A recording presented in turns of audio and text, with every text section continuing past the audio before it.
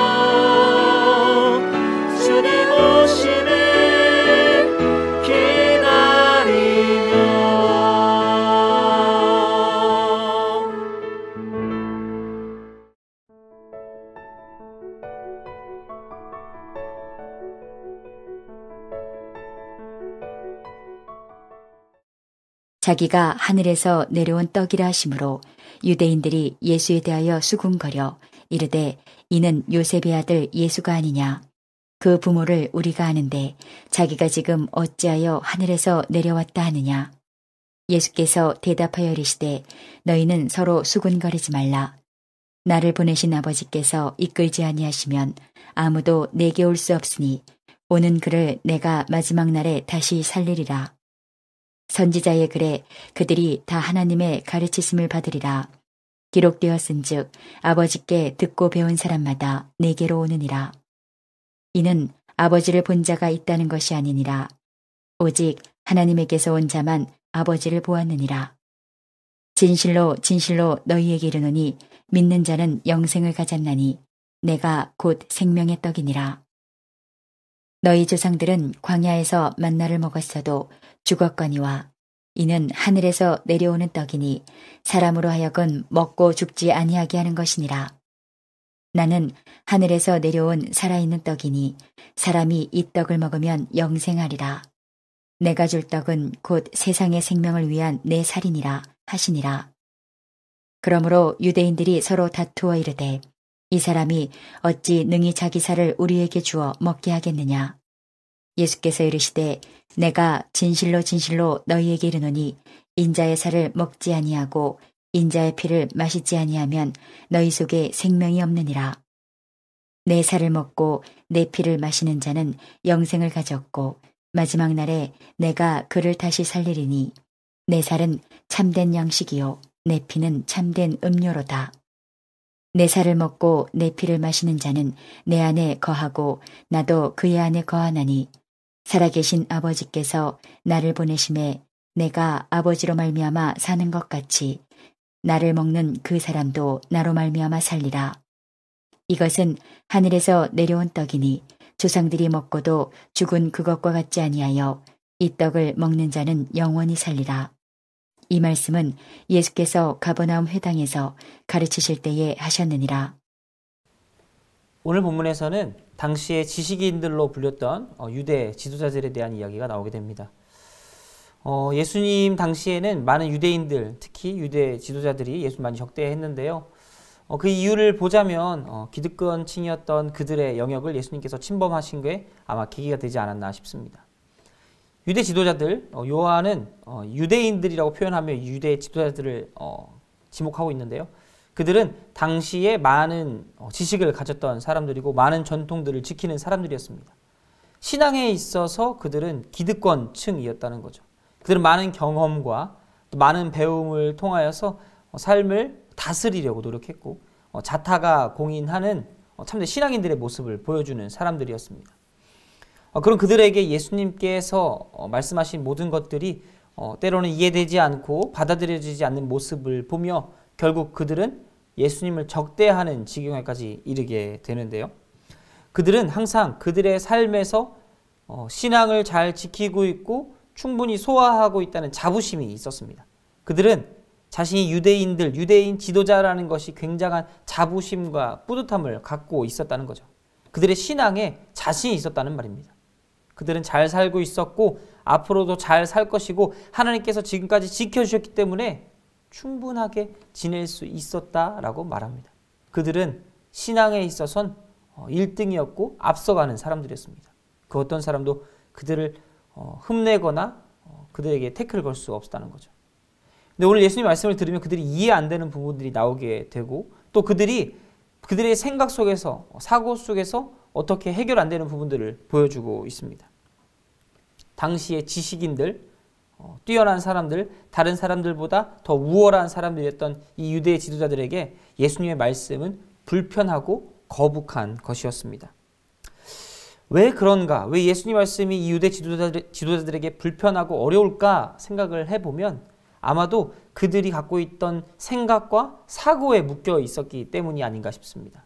물론 많은 사람들이 이로부터 자유로울 수는 없지만 특히 이 유대인들은 자신들이 하고 있었던 그 모든 행동들과 말에 대해서 자부심이 있었기 때문에 더욱 어렵지 않았나 싶습니다. 즉 그들의 경험이 그들의 신앙을 올가매는 함정 같은 게 되었다는 것이죠.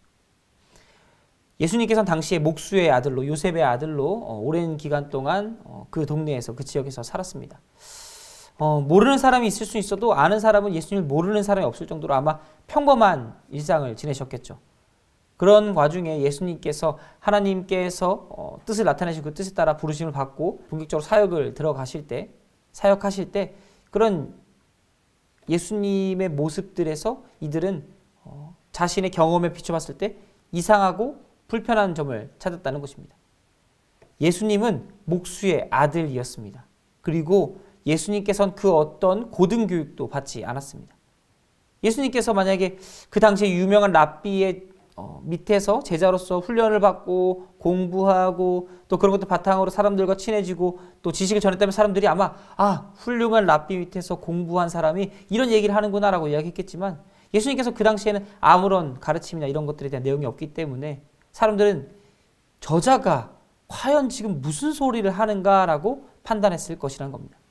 유대인들은 예수님을 자신보다 아래로 여기고 있었습니다. 자신의 신앙에 따라올 수 없는 사람이라고 경험적으로 알고 있었습니다. 근데 그 사람이 한 이야기가 이해가 되지도 않고 허무맹랑한 이야기, 이런 이야기를 듣고 나니까 유대인 지도자들이 그를 받아들일 수 없었던 것이죠. 설상가상 예수님께서는 자신을 하늘에서 내려온 자라고 이야기합니다. 하나님의 아들이라고 이야기하는 거죠. 이 이야기를 들었던 유대인들은 얼마나 어이없고 불쾌하고 이해 안 되는 상황이 되었을까요? 자신들이 갖고 있던 지식과 경험들을 총동원해 예수님을 판단하고 결론을 내리게 됩니다. 예수님이 하는 이야기는 다 말도 안 되는 이야기라고 치부해 버린 것이지요. 사실 이 이야기의 핵심은 예수님께서 말씀하셨다는 그것의 핵심이 있습니다. 예수님이 하신 그 말씀이 너무도 고차원이었기 때문에 이 당시 사람들이 이해할 수 없었다는 거죠. 지금 우리가 성경을 보면서 예수님께서 자신의 몸을, 살과 피를 우리에게 먹으라고 말씀하신 게 실제로 인육을 먹으라는 말씀은 아니지 않습니까? 그곳에 숨겨져 있는 그 뜻하는 바, 이 예시들이 얼마나 놀랍고 훌륭한, 정말 예수님의 몸을 먹는다는 게 얼마나 큰 의미인지 우린 너무 잘 알고 있지만 이 당시 사람들의 경험과 지식으로는 이거 모든 것을 판단할 수 없었다는 것이죠. 그래서 이 사람들은 이 이해할 수 없는 예수님의 말에 불편함을 느끼며 예수님을 떠나가게 됩니다. 여기서 우리가 발견할 수 있는 중요한 사항들은 신앙의 연수, 경험들은 우리의 신앙을 성장시키는데 어떠한 역할을 하지 못한다는 것입니다.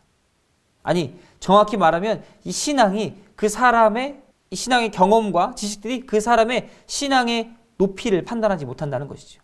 이 사람이 얼마나 성숙된 사람인가, 이 사람이 얼마나 하나님께 가까이 있는 사람인가 판단하는 기준이 지식이나 경험이 아니라는 것입니다. 물론 좋은 역할을 하기도 하지만 그것들을 통하여서 이 사람의 신앙이 온전해졌다라고 말할 수는 없다는 것입니다. 사랑하는 성도 여러분, 우리는 함께 신앙생활을 해갑니다. 그리고 옆에 있는 사람이 눈에 들어올 수 있습니다. 중요한 것은 그 사람이 잘하는가 잘하지 못하는가, 이렇기 때문에 이 사람은 신앙이 좋지 않다, 이 사람은 이렇기 때문에 신앙이 좋다라고 우리가 판단할 게 아니라는 거죠. 우리는 예수님께서 자세히 우리가 알 수 있도록 설명해 주지 않으면 아무것도 알 수 없는 인간입니다. 사람이라는 거죠. 예수님께서 알려주시면 알려주시는 만큼 배우고 습득할 수 있을 뿐, 우리가 그 하나님의 그 신령한 지식의 어떤 것도 스스로 취득하거나 얻을 수 없다는 것이죠. 다른 말로 하면 하나님의 이런 놀라운 지식에는 우리가 판단할 수 있는 여지가 없다는 것입니다. 때로는 우리가 신앙생활하면서 우리의 경험과 생각으로 다른 사람들을 판단하기도 합니다. 때로는 우리의 삶이 조금 우월해 보여서 다른 사람보다 나아 보이는 것처럼 보이기도 한다는 거죠. 근데 하나님께서는, 예수님께서는 우리 중심에 있는 그 마음을 보시고 그 마음 가운데 우리가 진정으로 바로 서 있는가를 보신다는 거죠. 그래서 예수님 앞에서는 우리를 아무리 지식과 경험으로 겉포장하고 좋은 옷을 입는 것처럼 보여도 우리 중심 안에 있는 그 마음을 보셔서 우리의 신앙생활의 높이를 발견할 수 있다는 것입니다. 사랑하는 성도 여러분, 우리가 여기서 배워야 될 것은 무엇입니까? 첫째로는 우리가 갖고 있는 지식이나 경험이 어떠한 잣대가 돼서는 안 된다는 것입니다. 왜냐하면 그것 가운데 우리의 생각과 우리의 판단이 들어가기 때문이죠. 우리 구원에 있어서, 신앙에 있어서 우리의 판단은 중요하지 않습니다. 우리의 판단이 아니라 하나님께서 우리를 어떻게 판단하시는가가 가장 중요하다는 것입니다. 또 이것은 우리 스스로뿐만 아니라 옆에 있는 사람에게도 해당됩니다. 우리가 그들을 판단하거나 정죄할 필요는 없습니다. 모든 것은 하나님께서 아시고 하나님께서 다 판결하실 것입니다. 다만 우리가 할 것은 그들을 사랑으로 보듬고 감싸며 그들이 하나님 안에서 신앙생활 바로 할 수 있도록 격려하고 위로할 뿐입니다. 우리는 그들을 판단할 의지나 능력이 없습니다. 우리가 우리 스스로를 의지할 때에 이러한 많은 문제들이 생깁니다. 그리고 하나님께서는 이것들을 미연에 방지하기 위해서 우리에게 이러한 성경 말씀을 주신 것이고요. 그러니 우리는 우리의 삶을 보며 우리의 삶에서 나의 경험이나 지식으로 나 스스로 또 혹은 타인들을 판단하고 정죄할 것이 아니라 그들을 사랑하고 품고 하나님 앞에 바른 방향으로 갈 수 있도록 이 경험과 지식을 사용해야 할 것입니다. 오늘 하루도 하나님께서 주신 이 경험과 지식이 선한 능력으로 우리의 삶에서 나타나 우리를 바른 길로 인도하고 또 우리 주변의 사람들도 격려하고 위로하며 하나님께 인도하는 하루가 되시길 간절히 소원합니다. 기도하겠습니다. 사랑의 하나님 감사합니다. 우리에게 말씀을 주셔서 바른 기준을 세우게 하심에 감사합니다. 언제 어디서나 하나님의 살아계심을 경험하게 하시고 그 경험과 지식들이 쌓여 우리가 바른 길로 갈 수 있는 가이드라인으로 하나님께서 삼아 주시옵소서. 특별히 우리의 이것들을 다른 사람을 재는 기준이 아니라 잣대가 아니라 하나님께 인도하는 바른 울타리로 가이드로 사용할 수 있도록 도와주시고 특별히 그들을 향하여 위로와 격려의 메시지로 하나님께 다시 한번 돌아오게 하는 믿음의 사람들이 될 수 있도록 하나님께서 함께하여 주시옵소서. 감사합니다. 사랑합니다. 예수님의 이름으로 기도드렸습니다. 아멘. 주님 가르쳐주신 기도하겠습니다. 하늘에 계신 우리 아버지여 이름이 거룩히 여김을 받으시오며 나라의 임하옵시며 뜻이 하늘에서 이룬 것 같이 땅에서도 이루어지이다. 오늘날 우리에게 일용할 양식을 주옵시고 우리가 우리에게 죄 지은 자를 사하여 준 것 같이 우리 죄를 사하여 주옵시고 우리를 시험에 들게 하지 마옵시고 다만 악에서 구하옵소서. 대개 나라와 권세와 영광이 아버지께 영원히 있사옵나이다. 아멘.